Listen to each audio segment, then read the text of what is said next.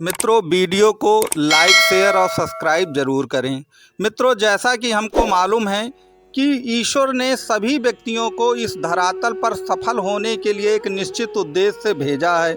लेकिन उसका क्या कारण है कि ज़्यादातर लोग जीवन में असफल होते हैं? उसका मेन कारण ये है कि ईश्वर ने जिस कार्य के लिए आपको भेजा है, आप वो कार्य ना करके कोई दूसरे कार्य करना शुरू करते हैं, जिसके कारण से आप जीवन में सफल नहीं हो पाते हैं। अगर आप अपने व्यक्तित्व के अनुसार, अपनी कुंडली के अनुसार, अपनी लग्न और राशि के अनुसार यदि आप कार्य करेंगे तो आपको जीवन में सफल होने से कोई नहीं रोक सकता, क्योंकि ईश्वर ने आपको इस जीवन में सफल होने के लिए ही बनाया है। लेकिन करते आप क्या हैं कि आप कोई इधर उधर के काम करने लगते हैं, जिसके कारण आपको जीवन में सफलता नहीं मिलती है। आज हम मिथुन लग्न और मिथुन राशि के बारे में बात करेंगे कि आखिरकार वह कौन से कार्य हैं कि यदि मिथुन लग्न और मिथुन राशि के लोग काम करें तो 100% उनको सफलता मिलेगी और उन्हें कभी भी विफलता का मुंह नहीं देखना पड़ेगा। तो आज पूरा वीडियो इसी पर डेडिकेटेड रहेगा।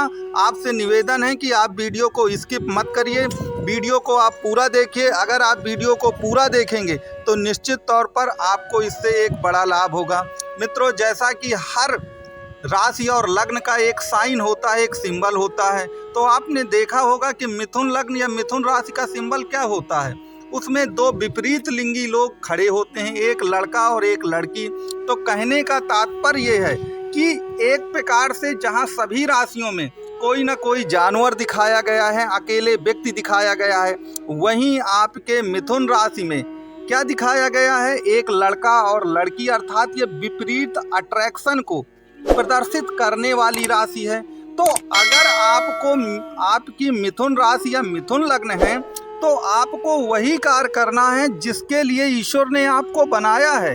याद रखिए, जिसके लिए आपको ईश्वर ने बनाया है। तो अब आपका प्रोफेशन क्या होना चाहिए? आपका प्रोफेशन ऐसा होना चाहिए जो आपके व्यक्तित्व को शूट करे। आप देख रहे हैं कि जब विपरीत लिंगी लोग खड़े हुए हैं तो ये कैसा, ये भौतिकवादी राशि है, ये लग्जीरियस राशि है। अगर आप अध्यात्म के चक्कर में पड़ेंगे, वैराग्य और विरक्ति के चक्कर में पड़ेंगे, तो याद रखिए मिथुन राशि या मिथुन लग्न को ईश्वर ने इसके लिए बिल्कुल नहीं बनाया है और आपको इससे कोई भी लाभ नहीं मिलने वाला है। तो हमको ऐसा एक प्रकार से प्रोफेशन चूज करना चाहिए जो भौतिकवाद से संबंधित हो, लग्जीरियस लाइफ से संबंधित हो। हमें ऐसे कोई भी प्रोफेशन नहीं चूज करने चाहिए जिससे आप समाज से कट करके केवल 10 से 12 घंटा की ड्यूटी कर रहे हैं, क्योंकि ऐसा आपके व्यक्तित्व को सूट नहीं करेगा। मिथुन लग्न या मिथुन राशि के लोग बहुत ही सामाजिक प्राणी होते हैं और हंसमुख होते हैं और वह लोगों के बीच में ही अपना जीवन बिताना चाहते हैं। वो सुबह 8 बजे से लगा के रात 12 बजे तक की कोई भी ड्यूटी नहीं करना चाहते हैं। दूसरा कार्य ये है कि मिथुन जो राशि का स्वामी है वो आपका बुध है और बुध बुद्धि का कारक है। वो दिमाग से काम करता है, अर्थात कोई ऐसा कार्य जो लेबरगिरी का काम है, शारीरिक मेहनत का काम है, ऐसा कोई भी काम मिथुन राशि के लोग कर नहीं पाते हैं, न मिथुन लग्न के लोग कर पाते हैं। अगर वो करेंगे तो उसे कुछ दिनों में छोड़ देते हैं। तो ईश्वर ने आपको बौद्धिक कार्यों के लिए इस दुनिया में भेजा है, ना कि आपको शारीरिक मेहनत और लेबरगिरी के लिए भेजा है। तो ईश्वर आपसे तभी प्रसन्न होगा जब आप बौद्धिक कार्य करेंगे। तो ये मैंने आपको बताया कि ईश्वर ने हमको जिस कार्य के लिए भेजा है, अगर हम वही कार्य करेंगे तो हम सफल होंगे। मित्रों, अब तक वीडियो पसंद आ रहा हो तो कृपया इसको लाइक शेयर और सब्सक्राइब जरूर करें। मित्रों, ये आप मिथुन लग्न का चार्ट देख रहे हैं। अब इसमें समझिएगा, मैं आपको एक बहुत गूढ़ रहस्य मिथुन लग्न और मिथुन राशि के बारे में बताना चाहता हूँ। देखिए, लग्न जो है जहाँ पर मिथुन लिखा है ये प्रथम भाव होता है। अब देखिए, बुध का परम जो मित्र होता है वो शुक्र होता है। अब मिथुन लग्न या मिथुन राशि के कुंडली में जो सबसे योगकारी ग्रह माना गया है लग्नेश के बाद, वह शुक्र ही माना गया है। अब आप यदि इस कुंडली को देखेंगे तो ये बताइए कि शुक्र की राशियां कहाँ कहाँ पड़ रही हैं। शुक्र की राशियां कहाँ पर पड़ती हैं? तुला और वृष राशि होती है। तो तुला राशि जो है वह आपके पंचम भाव पे पड़ रही है और वृष राशि जो है वह आपके द्वादश भाव पर पड़ रही है। अब देखिए, पंचम भाव काहे का है, समझिएगा। शुक्र की राशि पंचम और द्वादश भाव में पड़ रही है, तो पंचम भाव काहे का है? आप लोग तो यही जानते हैं कि ये पुत्र का भाव है, लेकिन यह प्रेम संबंधों का भी भाव है। हम शुक्र की बात करेंगे, इसलिए हम उसी की बात करेंगे। तो यह प्रेम संबंध या एक्स्ट्रा मैरिज अफेयर का भाव है। और 12वां भाव काहे का है? 12वां भाव आपका काम सुख या सैया सुख या विलासिता का भाव है। देखिए, 7वां भाव भले ही शादी का होता है, लेकिन शादी से मिलने वाला जो सुख है वो 12वां भाव ही है, क्योंकि 12वां भाव आपके काम और मोक्ष को दर्शाता है। तो देखिए, 5वां भाव प्रेम संबंधों का है और 12वां भाव काम और मोक्ष का है। और शुक्र इस कुंडली में योग कारक ग्रह है।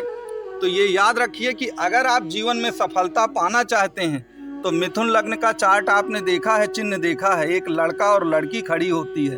तो अगर आप वैराग्य की ओर जाते हैं या जीवन में अविवाहित रहना चाहते हैं तो सफलता को बहुत दूर तक भूल जाइए, आपको वो सफलता फिर नहीं मिलेगी और आप एक ढोंगी बाबा की तरह बन के रह जाएंगे कि मन में आपके कुछ और है, बाहर आप कुछ और दिखाते हैं। तो देखिए, ईश्वर ने जो सृष्टि की रचना की है और जिस राशि को जो कार्य दिए हैं, कुल मिलाकर आप उनसे विपरीत चले जाएंगे तो कोई सफलता आपको नहीं मिलने वाली है।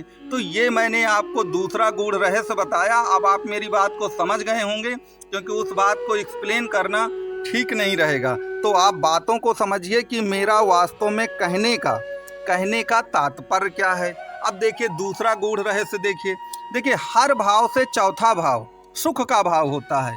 तो अगर आपकी मिथुन लग्न या मिथुन राशि है तो जो चौथा भाव होगा, जहाँ पर कन्या लिखा है, यह आपके सुख का भाव है। और ये किसका भाव है? ये माता का भाव है।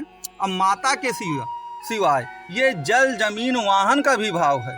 तो याद रखिए, अगर आप मिथुन लग्न या मिथुन राशि के व्यक्ति हैं तो अपनी माँ से अपने अच्छे संबंध बना के रखिए, उनको हर तरह से खुश करने की कोशिश करिए।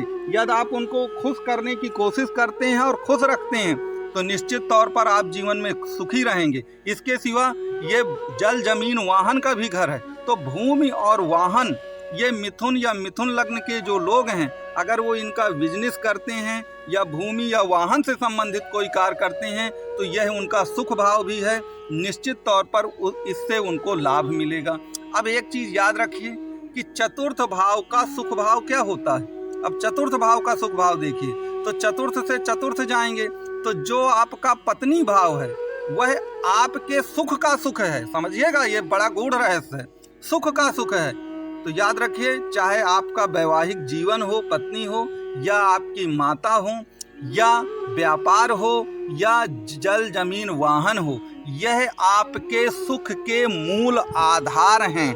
इसके सिवा मैंने आपको शुक्र की राशियों के बारे में भी कुछ बताया है। तो जो शुक्र की राशियां हैं, जहां जहां वो पड़ती हैं, वह भी आपके जीवन के सुख के मुख्य आधार में से आते हैं।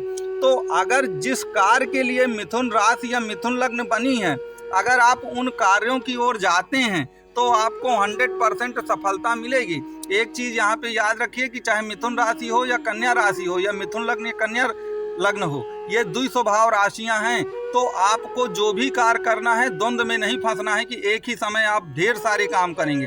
एक समय आप एक कार्य को चुन लीजिए और जिस कार्य को चुनिए उसमें 100% डिसीजन लीजिए, 100% आपको सफलता मिलेगी। और सफलता कैसे मिलेगी वो भी मैंने आपको इस वीडियो में बहुत अच्छे ढंग से समझाने की कोशिश की है, उसकी कॉन्सेप्ट को, कि बुध और शुक्र इसके मालिक हैं और इस राशि का जो चिन्ह बनाया गया है उसी के अनुसार आपको कार्य करना है, तो आपको सफलता 100% मिलेगी। और अगर आप इसके विपरीत जा कर के काम करते हैं तो याद रखिए, मिथुन लग्न के लोग बहुत इमोशनल लोग होते हैं और इमोशनल व्यक्ति अंदर से बहुत जल्दी टूट भी जाता है अगर विपरीत परिस्थितियां आ जाती हैं। तो इसलिए आपको याद रखना है कि आपको अंदर से टूटना नहीं है। जो कार्य मैंने जैसे बताए हैं, आप अगर वैसा वो करेंगे तो आपको 100% सफलता मिलेगी। तो मित्रों, अगर आपको वीडियो ये पसंद आया हो तो आप इसको लाइक शेयर सब्सक्राइब करें। आप कमेंट बॉक्स में अपने विचार भी रख सकते हैं। इसके सिवा शुरू में मेरा व्हाट्सएप का नंबर आप प्रदान किया गया है, उस व्हाट्सएप के नंबर पर आप अपना बर्थ डिटेल सेंड करते हैं या ज्योतिष से संबंधित, ग्रह शांति से संबंधित, रत्नों से संबंधित, कुंडली मिलान से संबंधित कोई समस्या हो तो जरूर लिखें। धन्यवाद।